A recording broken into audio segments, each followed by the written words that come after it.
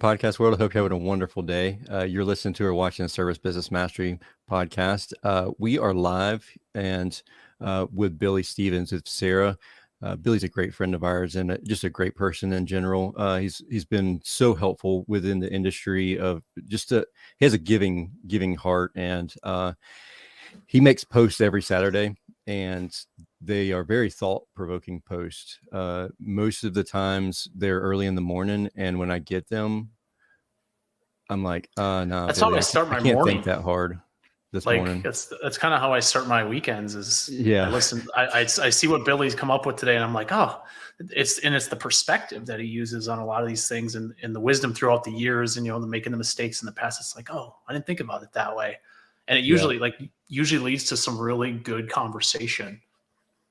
Exactly. And that's this Saturday, or a couple of Saturdays ago, it might have been, he made a post that kind of got some questions asked. And so we're going to talk a little bit about that. We have some really cool things. I don't know how much we're going to get into as far as some stuff that's coming down the pipeline with Sarah. But definitely I'm excited to talk to Billy about just catch up with him. I mean, it's been a couple months since we've seen him. So that's because you're always hurt. I am. I'm starting to recover.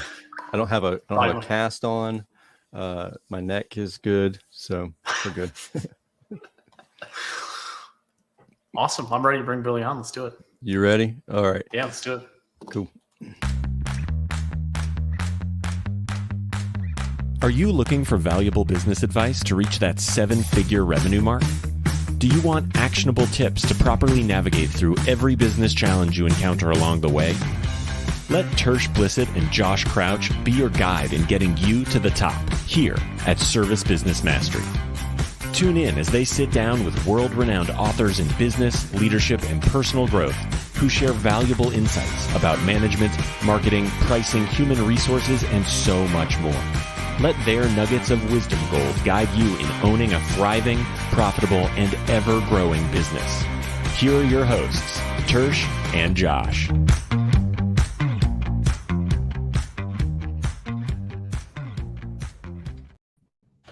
Hey, Billy, welcome to the show. Hey, guys. How's it going? Great. Fabulous. It's good to have you back, Billy. Yeah, it's good. Good to be back. It's been a while.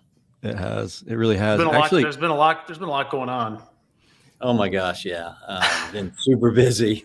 It's funny because I was literally yesterday, I think it was yesterday or day before yesterday, I was editing the episode where you and I were talking at Service World Expo.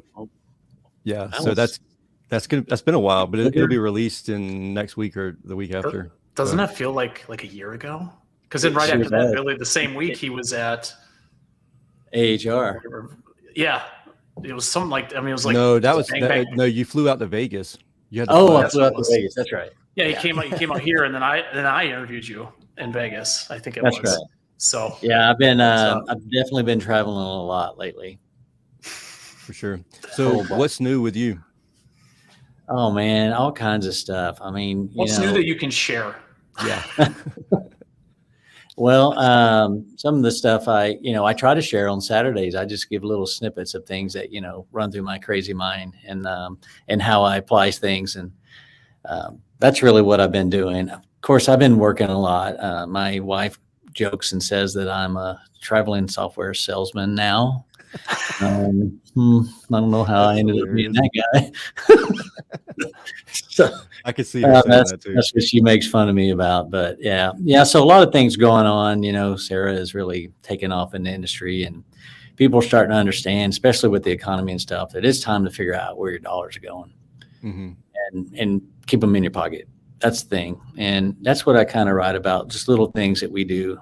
At our beta testing company, BillyGo, we do a lot of, testing and trying things out.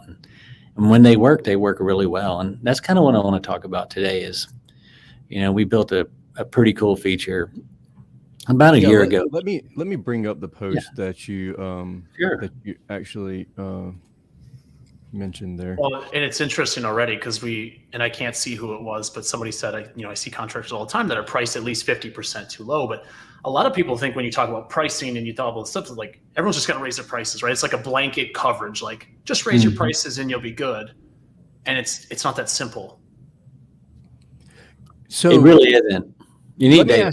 Let me ask you something, Billy. For those who don't know, I'm onboarding right now with Sarah, and there are some things that during the onboarding process that is really cool. But I wanted to talk and get your feedback on this too, and that was your billable hours, your sold hour price. I don't remember exactly what it was called. That price is your fully loaded labor rate, correct? That is the cost. Okay, and that's the cost to the company. So that's the cost to the company, and then we apply a margin that is appropriate for the company. Okay, that makes sense. Now, how do you find out that number? Well, that number is found out. I go to your P&L statements. I mean, we find out we need to know how much you spend in COGS labor, COGS being cost of goods sold, right? Yeah. And so in your financial statement, you have your revenue and then you have your COGS. That's the next set of line items. And in that line item, you have material, labor, permits, things like that. And COGS are what it costs us to actually do the work. It doesn't have anything to do with what the overhead is, like your rent and all that stuff. That's in a different bucket, right? So the bucket of COGS is what I'm discussing and what we can affect the most in Sarah. And so what we really are able to do is we're able to manage every minute of everyone's time now. And we've been doing this at Billy Go for about a year now. And we found out some very interesting things that we never had access to before, because the data is telling us stuff that, we're like, wait a second, if we do this, we get this result. And one of the things that we found, I've said in my post, it's actually possible to get paid for zero ticket calls. That's the part that I'm really interested in, because we have zero ticket calls, and that's the ones that are just the bane of my existence, or even the diagnostic onlys. I see those and I'm like, oh my gosh. Well, I think that's when people are like, maybe Billy was on a bender last night before he posted this. Like, what is he talking about? He's definitely not drunk. And so kind of explain what you're saying there. So a bender for me is staying up till 9 with drinking tea. Drinking some herbal tea. Yeah. So, you animal. Y'all know how it is. Yeah. Except when we're in Vegas. For some reason, there's no time. Yeah, true. All right, guys. So enough silliness here. No, I'm just kidding. That's what this show's all about. What we've been able to figure out is, number one, how to charge for every minute of everyone's time. Billy Go is currently running on all jobs sold 104% efficiency. I mean, that's perfection. That means that if I say it takes 18 and a half hours to install an air conditioner, with all the people that had touched it, driven to that job, salesman, tech, installer, helper, and I can manage every one of their time and apply that to my pricing and get this efficiency to 100%, we will hit our margin, our preset margin that we set in for our pricing. And it's allowed us to price our product at a very much better price. I'm not even as high as my competitors, but yet we are, how is what you're doing making that possible? Because I guess I think about, there has to be like a point to where you're like, all right, this is how many techs we need in order for that to happen. Like in order to reduce the price compared to your competitors. And so like for me, I think like a tech or a company that's just starting out, maybe they're a year or 2 years old, or maybe they're brand new and just starting out. Like, how would they know when, like, are we re-looking at these numbers every quarter, or? That's a great question. So yes, with Sarah, you have quarterly reviews with our staff, with our people that help you. We compare where you were and where you're going and what to do to get there. you'll have that now that you're onboarding. That's one of the things you'll be passed from your onboarder to a customer success person. And that person is available to you 24/7 for the entire time that you're on Sarah. And they're going to do a quarterly review with you every single month. And one of the things that we've developed in Sarah is Sarah, where you can learn more about Sarah and these things that I talk about on Saturdays and all the things that we do within Sarah. And it's called Sarah Academy. And that's one of the things that we try to get all of our clients to go to and graduate from, and learn more about these things that we're doing to improve your businesses. So in Billy Go's case, finding the ability to charge for everyone's time has really been a game changer for us from the cash standpoint. Billy Go, I just got the numbers from April, and when a very well-run business, hopefully your listeners know about EBITDA, and EBITDA is what we sell our companies on, or it's a measurement of how much cash goes through the business, right? And I know that everybody knows it as a buzzword. I don't know that they understand it, but right. Well, it's just basically all the cash that's available to spend to take yourself or spend for something, right? It's the cash available after all bills are paid, right? And so that number, for most people runs anywhere from 8 to 12% is a really, really good EBITDA number. 18% is fantastic, and a lot of the PE companies try to get to that number. Billy Go's 26.1, and I've got several companies that are bouncing right on that 30%. Wow. That are on Sarah. And so Sarah, we're not talking about EBITDA here, but in the month of April, I just got the financials, and we made 18.74% to the bottom line, not EBITDA, to the bottom line. And so we're surpassing what the PE firms are trying to achieve and sustain. We're doing it to the bottom line. And we're doing this because of the efficiencies that we built into Sarah. We really are able to dive in and see where we're being wasteful. And we can correct it. Not only that, when it comes to all jobs, zero ticket jobs, we have the most zero ticket jobs in January, February, and March, right? That's just the nature of the beast. This is the off season, and we're doing our courtesy tune-ups or whatever. We're trying to keep the guys busy, and we can't sell on every job. So we end up with a lot of zero tickets. Well, with this information, we know how much time we spend on these zero ticket calls. And with this data, we're able to take that number and filter it into the calls that we actually sold money on. Because if you're running those efficiently. That's correct. So our efficiency is now 104%, and that 4% is paying for those zero tickets.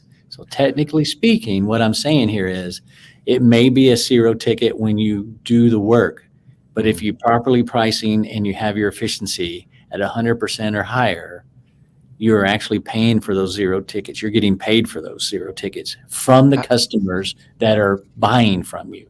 So how long do you think that you should have to wait to run that number? Like, if you're an established business and you have data, all the data from previous software, and we put it in Sarah, about 6 months is all we need to start zeroing in on what you need to do. But the other thing that's really nice is if you're a comparable company to Billy Go, we actually can plug in those numbers and have you up and running on it immediately. Gotcha. So that's what we're trying to do here. That's the purpose of Billy Go, is to go figure all this out and then spread it out to all of our users. And so therefore trying to figure out how to get paid for everything, even the ones we don't get paid for. So before we move on, let me ask the last paragraph of the statement that you made on that Saturday. You said, we continue to build trust with our customers through our memberships program. By the way, it's only $99 per year, no matter how many systems you have. Residential service agreement over $100 per system will never give you this ROI. What do you mean by that? Oh, great question. So when you sell a service agreement, and let's just use a number I've seen a lot for, maybe you have $129 for each system. Yeah. And then you go into the off season and it's time to go and do this agreement that you created, and you need to go and do this tune up. And you've probably already charged them the 129 because they signed up for the agreement, right? Yeah. So you're not really going to collect any money. You're paying a debt, right? You're basically paying off a debt because you took the money and you haven't done the work. Well, what happens is you've told that customer that it's only going to cost them 129 no matter what you do, because you zeroed in on that one air conditioner. You told them you get the best tune-ups. You're the best company in town. You just set the limit of what they're going to spend. And anything you ask extra from there is, why are you always trying to sell me something? Yeah. Every time you show up at the house, you're trying to sell something. That's exactly right. So you're talking about the language that's used, because you're like, it's $99 no matter if you have 8 systems or 1. That's correct. It doesn't matter for us, Okay. because we want the customer. And then we want what the customer has, which is the air conditioners, water heaters, faucets, whatever. Right. Well, what happens if we have technicians who go out there, like say they have 5 systems, we charge $99. The technician's there all day long and collects $99. Perfect scenario. All right. That happens, right? All the systems are running great. Maybe they're not that old. You didn't collect any Or money. maybe on the the 5 technician's systems. not doing a great job of finding things. Maybe it's him. But the point is when you identify the efficiency and your technicians understand that efficiency is what we gauge them by, they're going to do a better job of selling things to the customer, what they need. They're going to be looking at IAQ products. They're going to be, when a customer has one of our guys comes to them and says, look, Mrs. Jones, your systems are in great shape. We have this factory refresh. And in the factory refresh, we can make them as good as new. And it's whatever price, $2,500, whatever we charge for a factory refresh. Most of the time, we're getting about 50% of those sales when we offer those, because we are presenting ourselves as a company that can fix anything and make it last. And we go and we get anywhere from $2,500 to $5,000 for factory refresh. And basically, we're replacing all capacitors, contactors. We're armor on the machine outside. We're literally taking it and cleaning it. We're pulling the blower. Yes, sir, we do. And we even take and pull the blower wheel and we clean that. We show it to the customer, obviously. And we clean that up. And that's the factory refresh. And people are buying that more and more and more because we're going in an economy where they don't want to buy equipment. Yeah. So let me ask you, that leads into a perfect question. In my small accountability groups that we have, we've brought up this topic before, because for a while my average ticket price was $883, and they presented the fact that your average ticket price is too high for service. What's your conversion rate? And I'm like, oh, our conversion rate's terrible. Like, our guys aren't converting, because the way that we had the pay structure set up at that time, they were benefiting more by making repairs than making the replacements. Do you run into that, or is that number going to be okay to change as the economy is changing and we're not changing out systems because they're averaging $15,000? So, me, that's a lot. That's a lot just to throw out. That was quite a detailed scenario there, Tersh. No, it was perfect. I'm not stumped by this. I do actually have a different way of thinking about how we coach out there. If you're building your business to sell boxes, you're not building a complete business. I don't understand why you would want to keep your repairs costs down so that you can sell more boxes. I make way more margins on repairs and factory refresh, and then I sell equipment too, later. Yeah. So I'm getting $23,000 for equipment, but it's over a 2 or 3 year time frame, right? Because I've done factory refresh for $2,500. I've done this, I've done that. That's what these memberships do. And then over the course of time, when that is ready to be replaced, I get first opportunity because of the membership, right? Yeah. And so I encourage repairs, because we have a 75% gross margin on a repair, where we got a 55% gross margin on a box.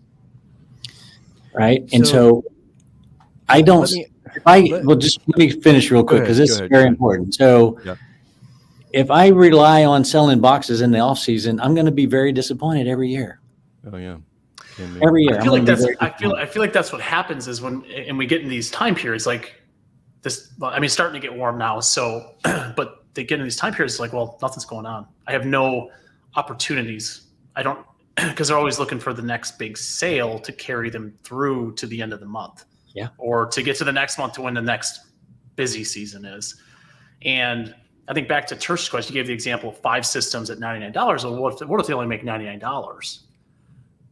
I think what you were trying to get to with your post, and correct me if I'm wrong, is that yes, that can happen, but because you know the job type efficiency of all of your other jobs, you're able to cover for when those things happen. So that way that $99 ticket isn't bringing you down. It's averaging out of the course of a month, a quarter, a year. So you guys are still hitting your margins at whatever the time period is. Is that so? Right. So look at this. Does that explain that? This comment is actually, it's Ron Davis. He's a buddy of mine. He's actually in that group that I was talking about. And he is covering up Billy's face. So we might leave it there for a little while. You'll probably get more ratings. I just saw some people jump on, so I don't know. Maybe we need to do that a little more often. Would you run a report for a year on dispatch fee only, or for maintenance calls not sold? Come up with an average and add the hours wasted, and then figure that into your sold hour to cover those costs. That is basically what I'm talking about here. Okay. That he's got the concept of what I'm trying to say here. That's exactly right. Is with this data that doesn't exist anywhere else, we can take this data and learn what we need to do to cover our slow times. And that's why I posted my numbers. I even put my dashboard on there to show you guys. We ran the exact same number of calls, which I didn't realize until I actually did the report. I'm like, oh my gosh, it's exactly the same number of calls. But we grew 49% with the exact same number of calls. So I couldn't do that without a membership base. Mm-hmm. That was a part that was really interesting to me because, I come from the marketing side now, and it's always, I need more leads, all this stuff. And it's like, I need to have more jobs than I did last year to grow, right? That's the school of thought anyways. Yes. And this literally, you're almost to the number, how many jobs you had sold, like 0.06%. Like you can't get any closer. For those who are listening to this episode, I actually have a screenshot brought up of the Facebook post that Billy mentioned on April 29th of 23. If you're listening to this in the future, and it shows the job revenue is up 49.53%, and then the job sold is only up by 0.06%. And if you're not in the Facebook group, this is probably a really good shameless plug. You should probably join. Yeah. Yeah, you should join the Service Business Mastery Facebook page for sure. Thanks, Billy. So do you want to walk through this, Billy, a little bit, and go? Yeah. So let me explain what's happening here. And so, if the 1,600 was got the red line below it, there's 1,600 jobs that we sold. We had opportunities of about 3,600, and those include jobs that aren't considered winnable jobs. That's the overall every job. Okay. And so jobs sold are exactly the same as, within a millimeter of exactly the same as the year previous. And the time that I've got it here for when I made this post, I believe is the 4 months of this year, almost 4 months of this year. And I don't have my glasses on, but I think it says we grew 49.53% on the exact same number of jobs. Now let's talk about that for a second. We're in the middle of our shoulder season. I would say that it's possible that 80% of the business we did during this time was with our members. Okay. Mm-hmm. So because your membership sold is only up by 0.71%. So that'd lead me to believe that most of the calls you went on were membership calls. That's right. That means that 570 of those were probably new customers. Yeah. Of that 1,600. Gotcha. Okay. So 570 is only 0.71%. That means you have a lot of memberships. We do. We do. And so what we were able to do here is we've created trust with our customers. We don't oversell them. We offer them repairs. We offer them factory refresh, and we offer in certain cases we offer them new equipment, and depending on what they want, right? And so now that we have this repetitive, we go there, they get to know Joe Bob, the technician. Joe Bob's been there 2 or 3 times because Sarah can actually send the same guy back every time if that's what you want it to do. In which that's what we do because we want that sticky, that relationship. And by doing this, our members, like I said in a post, I don't know, about a year ago when we first started doing this together, we talked about how members spend 2/3 more or 67% more than the non-member people. And this is proof right here. Mm-hmm. This is proof that if you go in and you have them become members and you treat them like they're supposed to be treated, they will respond by buying more stuff from you. And so we're in a down economy. In Dallas-Fort Worth, our local vendors are telling us they're down 35 to 40% in the first 4 months in Dallas-Fort Worth in sales. And we're talking about, the Fergusons, the American Standards, the people we do business with here in Dallas. And they're telling us overall they're down 35 to 40%, but we're completely opposite. We're up almost 50%.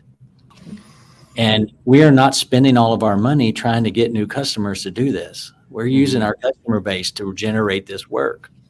And now, so when you're doing that, and you mentioned that you're not using using marketing dollars to get new customers, are you cutting off marketing, or are you rolling back marketing, or are you still going full force with marketing? So we don't go full force with marketing because we don't need to. We do our social media. We do some PPC. We rely a lot on SEO because, Sarah lives on your website, so that helps a lot. And so we try not to spend any more than we have. So think about it. We've sold over 7,000 agreements at $100 a piece for easy math. That's $700,000 we have coming in every year. Guess what I do with that $700,000? Marketing. That's my marketing money. Yeah. That's my marketing. My customers are paying me to market to new customers and to them. They're paying me to do it. Think about that for a second. I have over $60,000 to spend on marketing because of my customers my customers are giving me $60,000 a month to go spend on marketing to go get more members. That is the key to growing your company. We got a question that just came in. So for anyone listening, the big question to me is, how are you maintaining integrity and not create techs who do crap like selling unneeded things, or even worse, selling snake oil nonsense like PCOs, ionizers, etc. That's Tanner's. So when you have your company, when you have your company dialed in like we do, and it's very efficient, we don't even hire those guys. Why would I even have those guys on my payroll? Is this plumbing and HVAC? Yeah, plumbing and HVAC. Okay. We do not hire anyone that's going to do something that doesn't represent our company. We are never desperate for technicians. They come to us. So it's interesting. We're talking about Facebook posts, and actually last week's, so the one after the post that we're talking about today, talked about the baseball farm system. Do you want to touch on that since you just posted? Absolutely. And that's how we do it. I interview people all day long. If I go and grab a burger and I see someone that's interesting to me based on the way they carry themselves, maybe they work at the burger place, and they're trying to figure it out. They just got out of college or high school, whatever the thing is. And I start talking to them, and I ask them what their goals and what they want to do with their lives. And if they feel right to me, I'll have them go interview with my staff. And my staff will make a decision on whether or not we bring them in. And we put them through the ringer. We start them at the bottom. They go and they work for an install crew as a helper, and they learn how to put stuff in. They learn how to watch how we install stuff. You got to learn how it works first, right? And then they have the opportunity to become a lead installer once they're eligible. Once they do that, then they have an opportunity to be a selling tech if that's what they want to be, or they can be a flipping tech, depending on their ability to, if they want to sell or not. And so we just create this farm system from people that are not in the trade, so I can train them to do it the way I want. Our system is so dialed in that if someone is doing something wrong and making our customers unhappy, our customers tell us immediately, this guy's no good. And so we look at this, we decide what we need to do. Hey, it was just an anomaly. You had a bad day. That can happen. Or we start hearing it over and over again, and then we do what everyone should do. We move on. But release them on to new opportunities. That's correct. So, but creating your own farm system, the chances of that happening are very low, because you'll get rid of them if they're not working out long before they're in front of the customer one-on-one. And so we don't have patience or time for those kind of salespeople, and we don't even sell. In fact, what we do is we listen and we present options, and that is our selling skill set. And we never been high pressured. I guess to me, you're more high pressured if you're always trying to sell boxes. To me, that's high pressure selling. Yeah, that's what that is. Yeah. Because you got to have that $15,000 install, to make payroll this week or whatever. And then you'll worry about paying for the equipment later, past the due date, right? You're using all of the 15 grand, but you have paid for none of the air conditioning. But you need all of that 15 grand. And that's what I'm trying to help you stop doing, boys and girls out there and listening to this, is we don't have to live like that anymore. If we have the data, it'll show us what we should be charging, how much time we should be spending on a job. And don't hire people just to hire people. Right. I think when you're looking at you're looking at those numbers, and you're looking at the technician productivity report. That's is that where you can see some instant red flags? Like I can see it on the dashboard live. Actually, I don't even need to look at the report. Well, that's what I mean, on the dashboard. So you're looking at that and you see that they're at like 250%. I mean, is that where your red flags are, or if they're at 10% or? Yeah. So when you see those kind of numbers coming in, you obviously have, coaching opportunities. And so the way our dashboard is designed is we broke it up into 6 different pods, if you will. And if you pick each pod, it's a different metric. So for instance, revenue is a metric, job sold, average job, membership sold, completion percentage, what is the percentage of memberships that you sold, that you presented, and all those things. And we can pick out where a guy's struggling pretty quick, and then we can just have some one-on-one meetings and help him out, and he's back on task. Or maybe we find out that him and his wife are having some issues, and he's just not, engaged. But we can see it right away, and then we can offer him some help. Hey man, why don't you take a couple of days off, y'all go work on getting this straightened out and come back. These are kind of something like that. So when you do something like that, have you ever paid for a marriage counseling session or anything like that? Or is it, you just all right, I'm going to give you the time off, and you do with it what you're going to do? So if there's a situation like that, I ask if they want any help, I can recommend someone for them. Yeah. Because I had thought about that before. And so I just was curious. Go ahead, Josh. Yeah, I have a question going back to the job time efficiency tracker. I wanted, so we're always talking okay, who's not performing up to 100%, right? Have you found instances, so going back to the snake oil, or maybe they're overselling or something like that, have you found instances where this one technician is always at 300%, and it just something seems off, right? That you find it's great, he's making money, right? It's not the biggest problem in the world, but he might be doing some things that are unethical because he's. Well, I think there's a misconception of what job time efficiency is. So I think it's not based on job time efficiency. If a guy sold 250% on something, basically what that's telling us, we have 2 things we need to look at. We need to look at the data and see if this is an anomaly and, something that's just going to happen once, or, hey, maybe we don't have enough time in this thing and it is taking more time. And then we restructure it and we reprice it and to figure that out. So that is the data that we get from it. It's not that a guy's doing something wrong.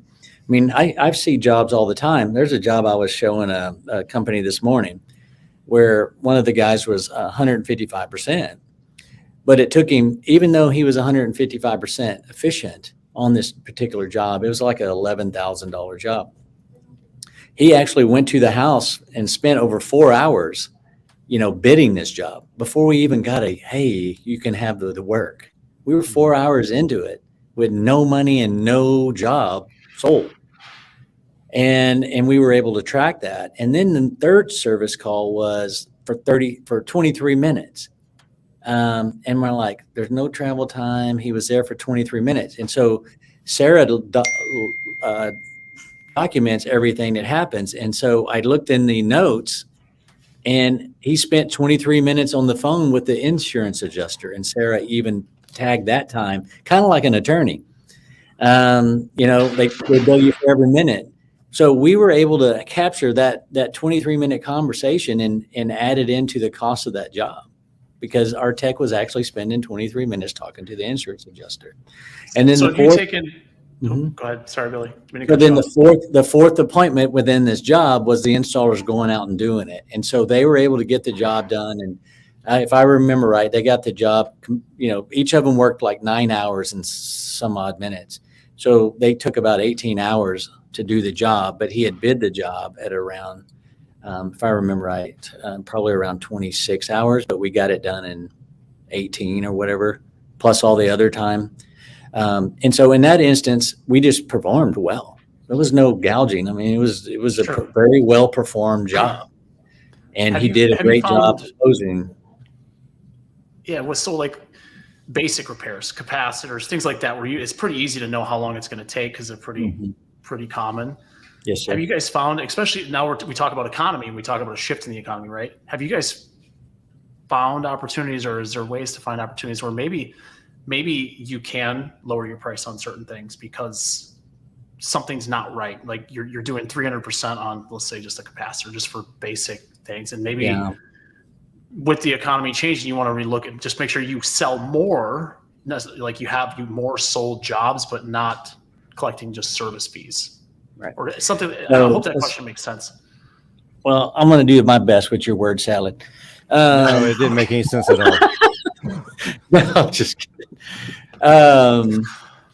So we all know, I think everyone listening here will agree with what I'm about to say. We cannot make the money that we deserve when we sell a capacitor. Is that correct? I mean, really and truly. Exactly. True. Yeah. We just can't, because they can literally jump online and go, it only costs $14. You're charging me $200 or whatever. And in reality, $200 is not making us any money. It's really not.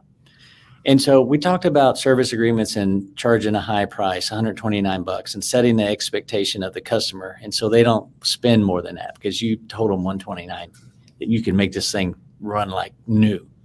And that's where the service agreement is a real big problem. So what we've done is we've created factory refresh in Sarah. I mean, I think Joe Crisera does something like this, and maybe some other. And so basically what we're doing is we're giving a really good tune-up for about $2,500 instead of fighting over a capacitor. So in this $2,500 factory refresh, and this is like from 5 years old to 10 years old, when you got that air conditioner is not ready to be sold, right? We still got 5 more years of dating with this machine before we can get a new one. And so we do a factory refresh between the years 5 and 10. In this factory refresh, you replace all the capacitors, you replace all the contactors, you remove the top off of the condenser outside, and you wash that thing from inside out, and you get it clean, and then you armor all that metal and you make it look shiny. Then you go up in the attic, you pull that blower wheel, you clean it, you get it looking brand new, you show her what it looked like when it was in there, and you show her what it looks like now. And you do all that in a package of what we call factory refresh. And our factory fresh, I can't remember which term they're using there. And now we've done a really glorified, really good tune-up for real. And we got $2,500 for it. And we spent about $50 on stuff, maybe. Now we don't have an objection. So you're going to get in more trouble trying to sell a capacitor for $200 then if you build a factory refresh program for $2,500, you'll get in no trouble because you're actually doing. What do you think about the idea of using the capacitors that are, your long-term like your 5-year your AMRADs and turbos, and they have 5-year warranties on them, and offering a lifetime warranty on the capacitor and then selling it for a little bit more money, because it's the lifetime warranty. And in my opinion, if it's $40 for a capacitor to be replaced, then that's $40 to get back in the house, if they call us back because of a warranty. Right. Well, I'm not a fan of lifetime anything warranty. Yeah. Number one, you have to carry it on your balance. Limited lifetime warranty. Yeah, you have to carry it on your balance sheet. Yeah. And it's actually it's not an asset. It's a liability. Right. Liability. Yeah. It's on the liability side of your balance sheet. If you're doing this correctly, if you ever got an audit, they're going to see, right? Mm-hmm. What are you doing here? You're not doing this. And so number one, I am not a fan of lifetime warranties at all. It devalues your business. If you were to sell your business and you have a bunch of lifetime warranties on it, they're going to give you less money because now they have to take that burden and they didn't get any money for it. So is it not, do you understand what I was thinking? Like it's 5 years from now, in their mind, they have a lifetime warranty. So they call us to come back out there. Now it didn't cost us marketing dollars to get the phone to ring. It was the $30 or $40 for the capacitor that got us to ring. And most of the times it's not that same capacitor that failed. It's something different that's actually failed. And if it does fail in that short period of time, then there's probably other issues like a compressor issue or something, fan going out. Does that make sense? Yeah, I understand what you're saying. So why don't you just use the membership to create that need to go back out there and not have that lifetime warranty? Oh, I don't disagree with that at all. I was just thinking if you were trying to get a little bit more for the capacitor or justifying the $200, saying, hey, look, it gives you a lifetime warranty, and that's part of it. But now with your memberships, it's only one visit a year, correct? It's one or two. If they have a 15-year-old system, I'll go 3 times. If they have a 5-year-old system, I'm not going at all. Okay, so how do you do that then? If they have a 5-year-old system? Well, because a membership is not an obligation.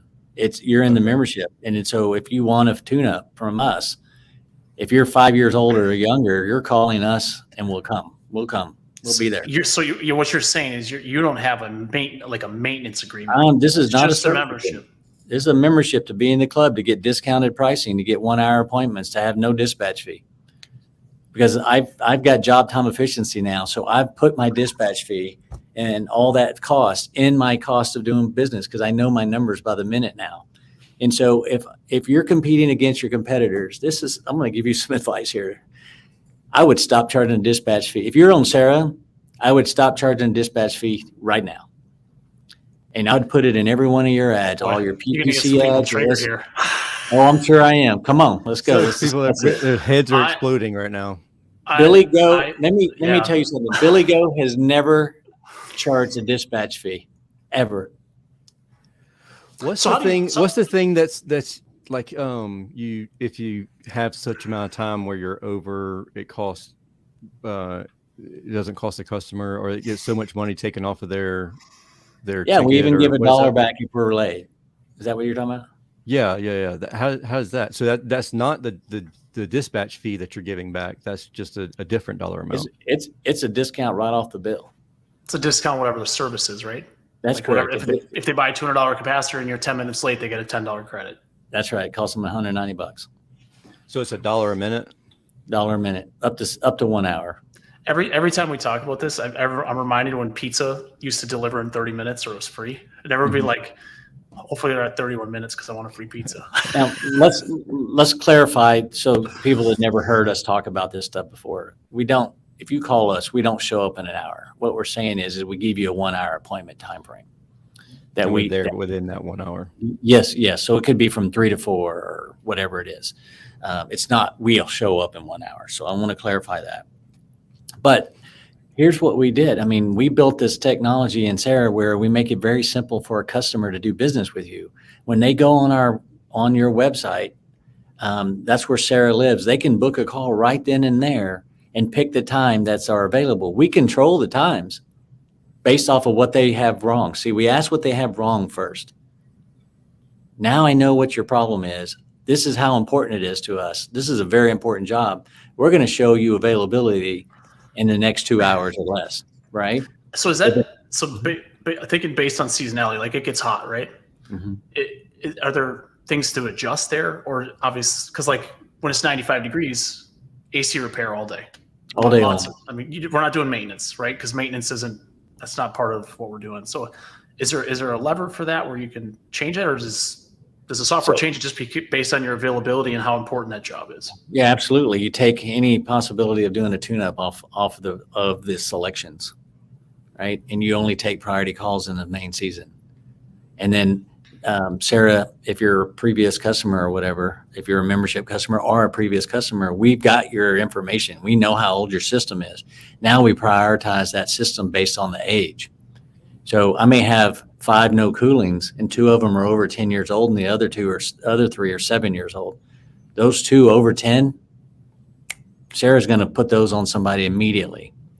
Sarah automatically does that? Yeah, because it's a priority. Yes, sir. So Omar actually asked this about the factory refresh. Is that factory refresh on Sarah? It's part of our price book. Yes. Just ask if you implement Sarah, just say, I want the Billy Go price book. It's already built. And then we have a template and you change. If you're using different vendors than us, it's real simple. We do most of the work for you anyway. And so that price book is an integral part of how we figure out what our costs are. And that's not like a normal price book where you just have a price book with prices. Ours is a functional piece of the whole strategy of making you profitable. So Tanner asked. I was hoping somebody was going to ask this. Yeah. Not charging a service call fee. What prevents that being abused by customers, or what steps are being taken so it doesn't happen? Yeah, so I don't really know how a customer would abuse that. I guess they call you out a lot of times for no reason, probably. Is that what and he's then thinking? Not approve it? So you get a bunch of repeat calls coming, and then they don't actually approve anything. You diagnose their work, and then they have their cousin. So you mark them do not serve. After how many times would you give them the benefit of the doubt? Two times, 3 times. Yeah. If it happens the time you're out. Okay. Yeah. Sorry, you're out. But I'm going to tell you something. Apparently, that doesn't happen very often with you. It doesn't. Let me explain what happens, guys. So part of Sarah lives on your software, lives on your website. Excuse me. Our software lives on your website, right? And this is what Josh does for a living. And so the amount of time spent on the average, definitely at Billy Go, I know the number is over 3 minutes. Customers. You shared this with me, which is really good. It doesn't sound like a long time. That's really good for a contractor's website. The industry is under 30 seconds. And we're over 3 minutes. And this is this kind of stuff that you have to get Google to pay attention, right? Mm-hmm. Obviously, you still got to do the work. Josh has got a lot of work to do behind the scenes, but we're just giving him more stuff to work with. It makes him look like he's doing a much better job because we're getting that time. Appreciate that. Yeah, we're kind of like giving him a turbo to do what he does is really what we're trying to do here. And so we're going on we've just wrapped up 4 years of doing business. And in our 4th year, no acquisitions, no customer list, nothing. We didn't even exist 4 years and 5 months ago. And we're 3 miles from one of the biggest companies in the Metroplex, which I know very well. We have grown to we actually did over $11 million last year. This year, we're projected to do anywhere from 18 to 20 million. And guess how many technicians we hired to do that additional 18 to 20 million? 0. We brought everybody up through this farm system. And so we added our new techs through the farm system. And now we've got new guys coming in to learn to be in the trades. And so we were able to put 2 or 3 more trucks on the road from within our own organization, and they're ready to go, and they're out there and they're selling, and having great results. And so this has happened because if you were market that you don't have a dispatch fee and you get your SEO up there to where you're in the top 3, by doing the things that Josh and them and us help you do, our goal is try to get you on page 1, right, Josh? Because page 2 means nothing in Google world, right? And we're just doing everything we can to help. We can't guarantee you're going to get there, but we're going to do everything we can to get you there, right? And as fast as possible. But when you get there, here's what happens. Here's what changes.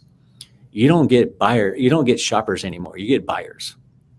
Now you're getting the best customers, because Google's job is to take care of the customers that are looking for something. And they know when that customer's gone in there and go, what's the best air conditioner that I can buy? Or tell me more about this Train air conditioner. Or they see those searches. Does Home Depot air conditioners, are they any good? This is telling Google that they're shopping for an air conditioner. They're serious about buying something. Those are the people that start showing up on your call list. And that's don't have to charge us. That wasn't the one. Go ahead. Sorry, I was going to pull up a question. I pulled up the wrong one. I don't know who this is, but we're running the numbers. That's Ron. That's Ron. Is that Ron again? I don't know why it doesn't show up, but we're running the numbers comparing customers who agree to pay a dispatch fee versus ones we run when they refuse to pay one. If we do the same numbers both ways, we'll run no more service calls. So he looks like he's going to take your advice. It's very interesting, especially on the plumbing side. Yeah. HVAC, most people, like when we had a service fee, HVAC, I very rarely ran into that. Plumbing is like a whole different animal with this. People don't want to pay you to come out and tell them that their faucet's leaking because they look at like, I know it's wrong. Well, there's a lot of the competitors in my area that charge a very hefty service call fee. I'm talking like $199 or something. Yeah, I've seen that too.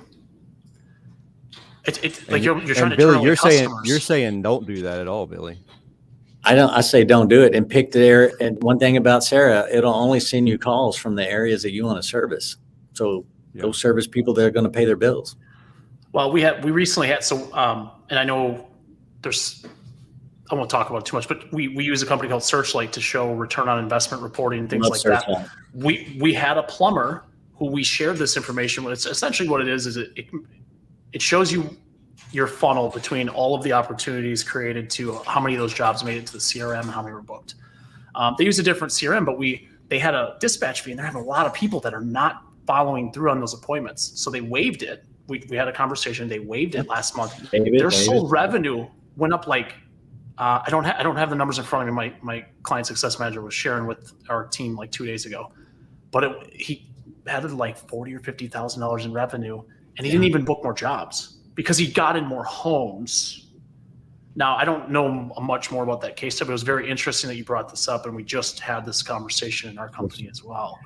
I'm telling you, we're doing this, and we have been doing this, and you're going to get picked for that service call. When you need that service call really bad, this is how you're going to get it. You need to know dispatch fee, figure out what it costs you to do business, put your dispatch fee in the price of what you're selling, right? Put a margin on it.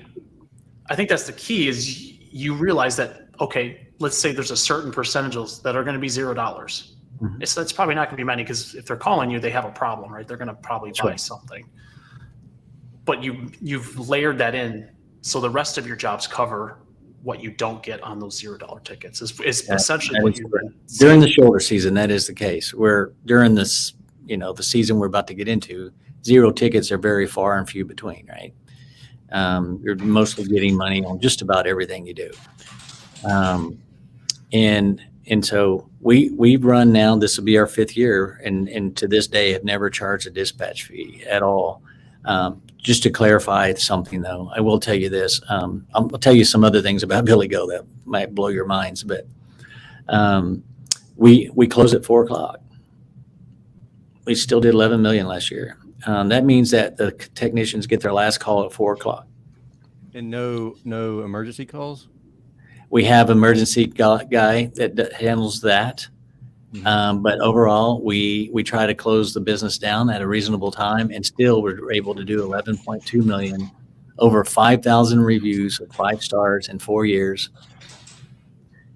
It's because we make it easy to do business for us, and customers are responding. So DFW is a very, I would say, is a very large area, in my opinion. Could you do something that is similar to that in somewhere like Savannah? That's, I mean, we have like under 200,000 as a population. I mean, I understand that that's a limiting belief, and I totally get that 100%. But I know that there's people who may even be listening to this episode and will say that's easy to do when you have, I don't know how many people are in DFW, but I imagine it's like 25 million people, or it feels that way anyways. Oh no, I think it's probably about 8 million people, but well, since I'm in the software business, I know how things are going. So I've got a guy, I need to get JP on one of these podcasts. JP is a customer of ours. JP's business is in East Texas, in a town called Longview, Texas, meaning you can see a long ways, I guess. Is that what that means? I guess so. Anyway, or maybe he's got a big hill or something he can see forever. The population of Longview is around 85,000. The county population is less than 200,000. This is an old company that's been in business for many, many years, using the largest software for 5 of those years, previous years. He started on Sarah in January of 2022. They never had much money in the bank, $50,000 to $100,000 at the end of every off season. They have grown their business to do around $3.6 or $3.7 million in 20 something years, or however long they've been in business. 1 year on Sarah, we took the business and doubled it. It went over 7 million, I think almost $7.5 million in the first 12 months on Sarah in an 85,000 population, using what I'm telling you to do. Exactly what I've been talking about. He doubled the business. He kept $1 million in the bank. After this last shoulder season, he's got over $1 million in the bank.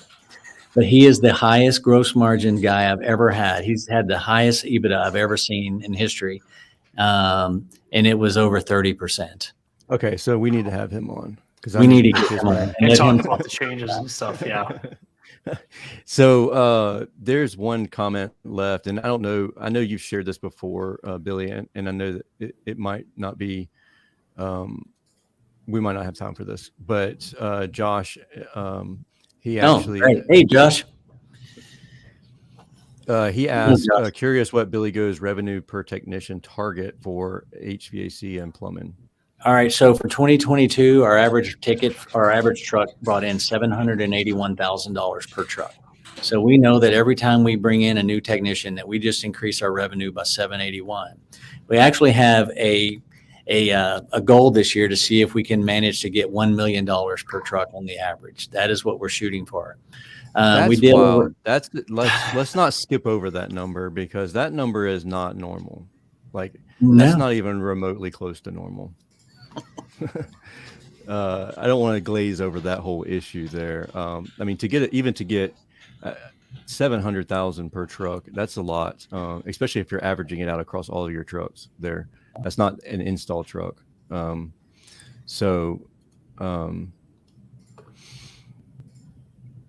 Yeah, go ahead. I sorry to interrupt you there. No worries. So is that one tech in the truck, or is that 2 techs in each truck? We don't have 1 tech in the truck unless we're training somebody. Okay. And we can bill for that guy as well. We know how much it costs us to train. So that's all figured into all of our pricing as well from this data that we now have. But 781,000 per truck. We have trucks ranging from anywhere from 600, 500, I think is probably our lowest, to $1.5 million, $2 million. We're not looking for guys that sell 3, 4, 5, 6 million a year. That's not what we're looking for. We're not going to get in trouble. I'll take one. I mean, I'll take one. I don't really care for that. I just want good quality guys that do a good job, right? Keep us out of trouble. And so 781,000, I mean, just take the number of techs you have, multiply that 781, and that's your potential with the exact same size business you have right now. That's the potential that you can get to. And that's what we help you do. And, like I said, we're going to see if $1 million's possible this year per truck. We'll just see.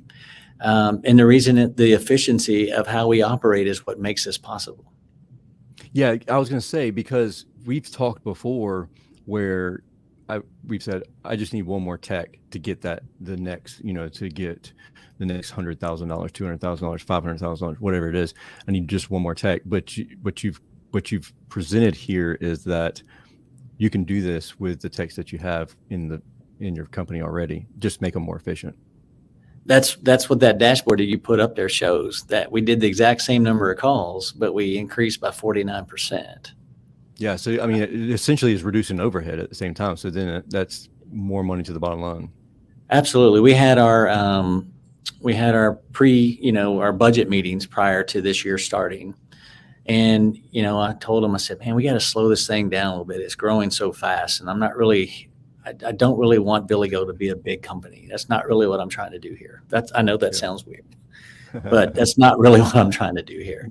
I'm more interested in building software and helping other people do like we do at Billy Go. That's the goal, right? Mm-hmm. And so, we had this budget meeting, and I had the office staff in there, and I'm like, how many people do you think we need, and how much do y'all think we're going to grow so we can build this budget? And we thought we were going to grow with the economy and stuff probably around 20%, 20 to 30%. And that's what we budgeted for.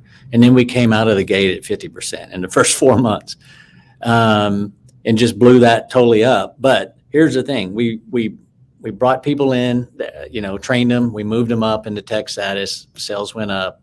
Things started happening. Business started growing. And the efficiencies that we made from learning from job time efficiency over the last year have really propelled this growth, even though we did the same amount of calls. So really, we didn't grow 1 cent on amount of calls that we sold, but we grew 49% on the revenue side because of these efficiencies that we have in place. And this is what we're trying to do at Sarah, is we're here for you. Once you join the Sarah team, we will be with you the entire time. You will get quarterly reviews, and we will get you profitable. We have done this over and over and over again. I highly recommend, if you want to fly into Dallas and see how we do things, I think you'll be really amazed. People cannot believe that there's a potential $20 million business running. It's quiet. It's like a library. Yeah. It's just no chaos whatsoever. So tell me this, Billy. I know we're at that end of the show. We're probably past most people's attention span.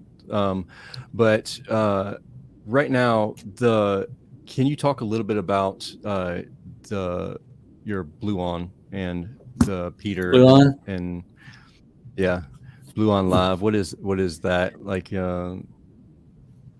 Absolutely. So we've got an exclusive deal with Blue On, where we're gonna merge their product into Sarah, and it's going to be the Blue On Tech app we're going to introduce here pretty soon. In fact, Blue On's their people are here today here at Sarah and Billy Go. We're all in the same building. Why is that again? Why does Blue On have anything to do with you? Yeah. So Blue On is creating that, because I don't think we've actually announced anything here. Oh, okay. So Blue On is a company that has indexed and cataloged every single air conditioner that's ever been created or built or sold. And at your fingertips, they can literally show you everything about that air conditioner. You just put in a couple of numbers or letters of that model number, and it pulls up everything: videos, diagrams, wiring diagrams, anything you need, the warranty, everything that's in there about that air conditioning system. And it helps you fix it. If you're not, if you can't figure it out, it tells you everything you need to know to fix your air conditioner. And if you still can't figure it out, we have a button that you push. And when you push that button, you'll get a live person that can fix that air conditioner, and that will help walk you through it. Not only that, if you don't have a part that you need to get the job done, you no longer have to leave the job. We will deliver it to you in less than an hour while you stay there and do your work. We'll bring that part to you. This is something that we're introducing. That's why they're here. We put Billy Go on it today. Billy Go is going to beta test this for about 30 days before we release it to everyone. So basically what you do is you sign up for Blue On for contractors, because we already have 55% of all techs, HVAC techs on Blue On already. You may not know that if you're an owner, but that is the case. And we are, we're introducing the Blue On for contractors so that you can start, ordering equipment, parts, getting them delivered, whatever, through the Blue On Sarah app in our software. And eventually how does that work? How is the Blue On Sarah app? What is that? So in other words, all that stuff's going to be at your fingertips. If everything you need to know about that equipment is all going to be stored with that equipment. Because Sarah, what we've created in Sarah is we created this data that if you put in the model, serial number, and all that, we can actually track all the way down to the components, which means like a capacitor. You got a 7-year-old system with a 1-year-old capacitor. I mean, literally, that's the detail that we can get in our software. And so we know that history down to the part, because we sell extended warranties through our other partner, JB Warranties. And so we have all this information so that the warranty process is made simpler. And so we had to build all this inside Sarah to manage it. And not only that, now with the Blue On, we can manage the movement of parts and stuff. And eventually here in the next few months, we'll have real-time inventory for the entire company that works basically virtually. If you sell stuff, it's automatically reordering. It knows your stock count, your bottom number that you want when it's ready to reorder. These are some of the things that are coming really quickly with this collaboration that we created with them. We're super excited. Yeah, that is exciting. And it's inventory is a bane of most people's existence. So there is no good inventory solution in the trades right now, and we're going to solve that riddle for everyone. And not only that, we also have built software for your local distributor. And so they will be I did hear about that. Yes, sir. So this will be launching later on this year, not too much longer, a couple months probably. And they will start using the Blue On app for all the same information themselves. So no longer are you going to be told, I don't have that part after you waited for 45 minutes or to talk to a guy at a counter. Using the Blue On technology, we can cross-reference every single part that's in your inventory at the distributor and go, if a guy's out there and goes, I need a Linux fan motor, blah, blah, blah. Today what happens is the guy types in Linux fan motor and it goes, we don't have any of those. Mm-hmm. But there's 18 fan motors that are exactly the same as that would work in the situation on the shelf, but he told you no. Right. So we fixed that problem as well. So we're just making it easier for everyone to do business with each other. That's cool, man. Billy, I appreciate you hanging out with us. And like Ron said earlier, there's so many action items from this conversation to go back and really dive into. So huge shout out to you for coming and hanging out with us. And is there anything you want to say before we close up?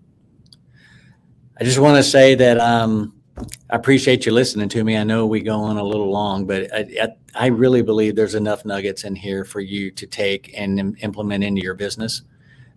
Please come see us. We'll show you around. We'll definitely let you talk to our customers that are on our software and see what they have going on. And I'm going to do my best. JP's a shy guy. I'm going to do my best to see if I can get him to come on the show. Okay. All right, cool. Cool, man. I appreciate you hanging out with us. Josh had to dip out a little bit early. But yeah, if anybody has any questions at all, don't hesitate to go to servicebusinessmastery.com. We, in the resources section, or recommended resources, Sarah's there. They are one of our partners with the podcast. They make the podcast possible. Huge shout out to Billy and your team for helping make that happen. With that being said, I hope everybody has a wonderful and safe week. Until we talk again next time, we'll see you later.